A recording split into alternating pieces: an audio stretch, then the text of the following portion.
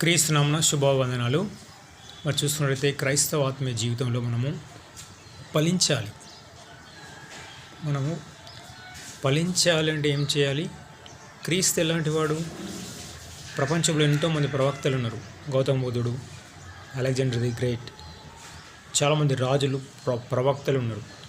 అందరికంటే క్రీస్తు ఒక యేసయ్యను మాత్రమే ఆదివారం వచ్చిందంటే 450 కోట్ల మంది స్తుతిస్తున్నారు, క్రీస్తు పాదాల చింతకు వస్తున్నారు.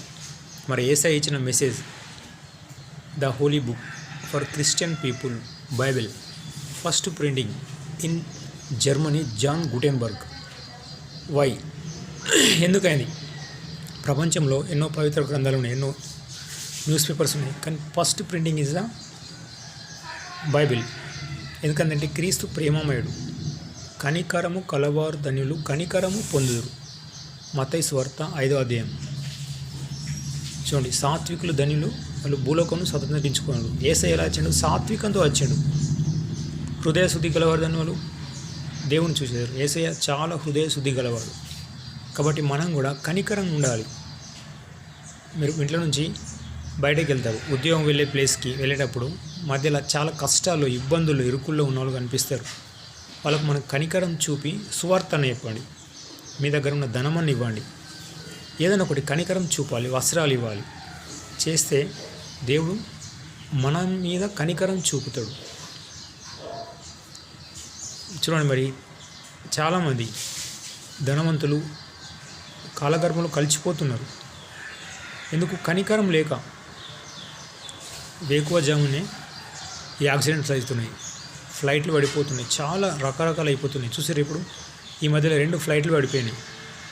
ఎందుకంటే అది అగ్ని చేత చనిపోయారు, సొదొమ గొమొర్రా లాంటి.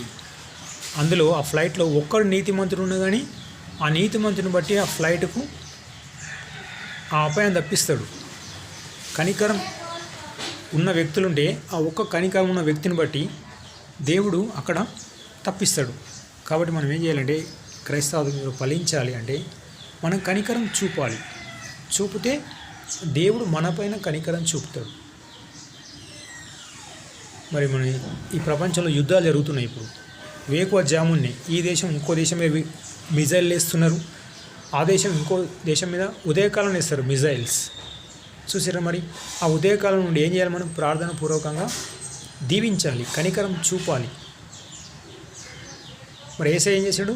కనికరం చూపితేనే ప్రపంచవ్యాప్తంగా ఈరోజు 450 కోట్ల మంది క్రీస్తును ఇచ్చిన ఆజ్ఞల్ని పాటిస్తున్నారు. ప్రస్తుతం ఉన్న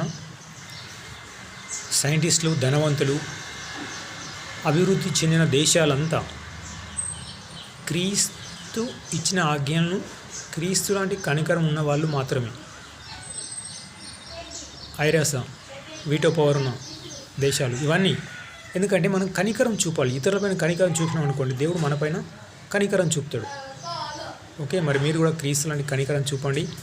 మనం అడగాలి దేవుని. మత్తయి సువార్త 7:7 ఉంది కదా, దేవా మీలాంటి కనికరం దయచేయండి, మీలాంటి చూపులు దయచేయండి, మీలాంటి తలంపులు దయచేయండి, మీలాంటి మనస్సు దయచేయండి.